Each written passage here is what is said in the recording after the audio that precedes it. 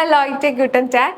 നമ്മൾ പഠിക്കാൻ പോകുന്ന അടുത്തൊരു ടോപ്പിക്കാണ് ഇൻഡെഫിനിറ്റീവ് പ്രൊനോമൻ. എന്താണ് ഇൻഡെഫിനിറ്റീവ് പ്രൊനോമൻ എന്ന് പറയുന്നത്? ഒരു സെന്റൻസിൽ ഒരു വ്യക്തിയെയോ അല്ലെങ്കിൽ എന്തെങ്കിലും തിങ്സ് വസ്തുവിനെയോ സ്പെസിഫിക് ആയിട്ട് പറയാതെ, അവരുടെ പേരൊന്നും സ്പെസിഫിക് ആയിട്ട് പറയാതെ നമ്മൾ അവരെ സൂചിപ്പിക്കാൻ വേണ്ടിയിട്ട് ജസ്റ്റ് യൂസ് ചെയ്യുന്ന വാക്കുകളാണ് നമ്മൾ ഇൻഡെഫിനിറ്റ് പ്രൊനോമൻസ് അല്ലെങ്കിൽ ഇൻഡെഫിനിറ്റ് പ്രോനൗൺസ് എന്ന് പറയുന്നത്. Okay, indefinite pronoun refers to the people or things that are not specific or not exactly known. Exactly നമുക്ക് അവരെ സ്പെസിഫിക് ആയിട്ട് അവരുടെ മെൻഷൻ ചെയ്തിട്ടില്ല, പകരം അവരെ നമ്മൾ സൂചിപ്പിക്കാനായിട്ട് യൂസ് ചെയ്യുന്ന കുറച്ച് പ്രോനൗൺസ് ആണ്. ഏതൊക്കെയാണെന്ന് നോക്കിയാൽ എക്സാമ്പിൾസ്: ഏമാൻഡ്. ഏമാൻഡ് എന്ന് പറഞ്ഞാൽ someone. someone എന്ന് പറയുന്നത് അപ്പോൾ എന്താ? ഏമാൻഡ്. Okay, next നീമാൻഡ്. നീമാൻഡ് എന്ന് പറഞ്ഞാൽ nobody. etwas. etwas എന്ന് പറഞ്ഞാൽ something. നിറ്റ്സ്. നിറ്റ്സ് എന്ന് പറഞ്ഞിട്ടുണ്ടെങ്കിൽ നത്തിങ്. മാൻ. മാൻ എന്ന് പറഞ്ഞിട്ടുണ്ടെങ്കിൽ വൺ അല്ലെങ്കിൽ പീപ്പിൾ, ഒരാള് അല്ലെങ്കിൽ ആൾക്കാരെയൊക്കെ നമ്മൾ പറയാൻ വേണ്ടി യൂസ് ചെയ്യുന്ന ഒരു വാക്കാണ് മാൻ. നെക്സ്റ്റ് ഏഡർ. എവ്രി വൺ, എല്ലാവരെയും. എവ്രി വൺ എന്ന് നമ്മൾ പറയില്ലേ, എല്ലാവരും. ഓക്കെ, അത് നമ്മൾ യൂസ് ചെയ്യുന്ന ഒരു വാക്കാണ് ഏഡർ. ഇനി സം, കുറച്ച്. കുറച്ച് ആൾക്കാരെ നമ്മൾ പറയുന്നതാണ് മൻഹേ. മൻഹേ. നെക്സ്റ്റ് ഫീലെ. ഫീലെ എന്ന് പറഞ്ഞാൽ മെനി, ഒരുപാട്. ഫീലെ. നെക്സ്റ്റ് വെനിഗെ. വെനിഗെ എന്ന് പറഞ്ഞാൽ ഫ്യൂ, കുറച്ച്. ഓക്കെ, അപ്പൊ ഇതൊക്കെയാണ് നമ്മുടെ ഇൻഡെഫിനിറ്റ് പ്രൊനോമൻസ്. ഏതൊക്കെയാണ്? ഏമാൻഡ്, സംവൺ; നീമാൻഡ്, നോബഡി; എറ്റ്വാസ്, സംതിങ്; നിറ്റ്സ്, നത്തിങ്; മാൻ, വൺ; ഏഡർ, എവ്രി വൺ; മൻഹെ, സം; ഫീലെ, മെനി; വെനിഗെ, ഫ്യൂ. ഓക്കെ, നമുക്ക് ഇനി ഇത് വെച്ചിട്ട് കുറച്ച് എക്സാമ്പിൾസ് നോക്കാം. ഇനി നമുക്ക് ഇൻഡെഫിനിറ്റ് പ്രൊനോമന് കുറച്ച് എക്സാമ്പിൾസ് നോക്കാം, എങ്ങനെയാണ് അത് യൂസ് ചെയ്യുന്നത്. ഏമാൻ ക്ലോപ്ഡ് ആൻഡ് ദി ട്യൂൺ എന്ന് വെച്ചാൽ എന്താ? ഏമാൻഡ്. ഏമാൻഡ് എന്തായിരുന്നു? Someone Knox on the door. അതായത് ഡോറിൽ ആരോ തട്ടി. അപ്പൊ നമുക്ക് ആരാന്ന് സ്പെസിഫിക് ആയിട്ട് പറഞ്ഞിട്ടില്ല, അപ്പൊ നമ്മള് സംവൺ എന്നാണ് നമ്മൾ യൂസ് ചെയ്യുന്നത്. അപ്പൊ ആ സംവൺ നമ്മൾ ജർമ്മനിൽ യൂസ് ചെയ്യുന്ന ആ ഒരു വാക്കാണ് ഏമാൻഡ്. അത് ഫസ്റ്റ് പൊസിഷനിൽ എഴുതി. നെക്സ്റ്റ് ഇത് നമ്മൾ RCS ഫോമിലാണ് ഈ ക്ലോപ്ഫ് എന്ന് പറഞ്ഞ വെർബ് നമ്മൾ കോൺജുഗേറ്റ് ചെയ്തിരിക്കുന്നത്.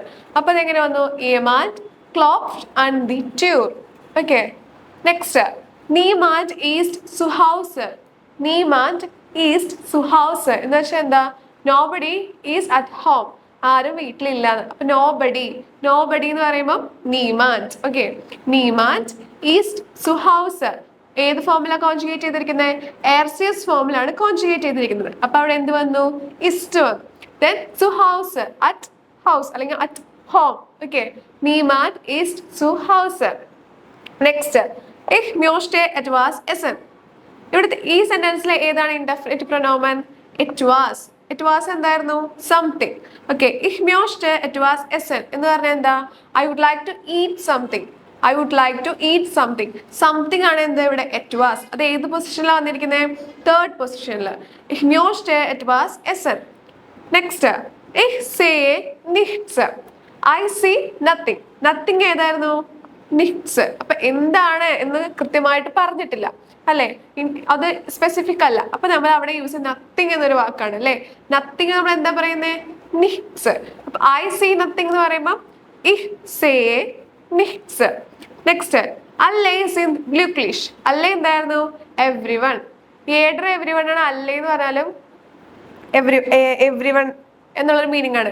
alle sind glücklich. glücklich എന്താണ്? ഹാപ്പി. എല്ലാരും ഹാപ്പിയാണ്. Okay, man learned jeden Tag etwas Neues. man learned jeden Tag etwas Neues. ഈ സെന്റൻസിൽ രണ്ട് ഇൻഡെഫിനിറ്റ് പ്രൊനോമൻസ് വന്നിട്ടുണ്ട്. ഏതൊക്കെയാണ്? മാനും etwasഉം. Okay, man learned jeden Tag etwas Neues.